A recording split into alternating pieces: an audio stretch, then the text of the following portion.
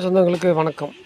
இப்போ இந்த ஜாதியை ஒழிக்கிறேன்னு கட்சி ஆரம்பிச்சுட்டு ஜாதி ஒழிப்பு கட்சின்னு சொல்கிறாங்களே, நல்லா புரிஞ்சுங்க. அதெல்லாம் ஜாதி ஒழிப்பு கட்சி கிடையாது, ஜாதி வளர்ப்பு கட்சி. நீங்கள் நல்லா புரிஞ்சுக்கணும். ஜாதி ஒழிகிறதும் ஒழியாததான், அது ஒரு கட்டம் அப்படியே இருக்கட்டும். ஆனால் அதுக்குன்னு பேசுகிற அரசியல்கள் இருக்குல்ல, ஜாதி எடுத்து தான் அரசியலே நடக்குது. ஜாதியால் தான் அரசியல் நடக்குது, ஜாதியால் தான் இடஒதுக்கீடு, ஜாதியால் தான் சீட்டு கிடைக்கிது. ஜாதியை வச்சு பேசுகிறதுனால தான் அந்த ஜாதிக்காரன் 10 பேர் கூடுறான். அதை வச்சு தான் நீ கொண்டை கொடுத்துட்டு காசு பணம் வாங்கலாம், சீட்டு கேட்கலாம், அதில் ஒரு அரசியல் வியாபாரம் பண்ணலாம், அதில் பொழப்பு நடத்திக்கலாம், அதில் எல்லாம் பண்ணிக்கலாம். காரணம் ஜாதி.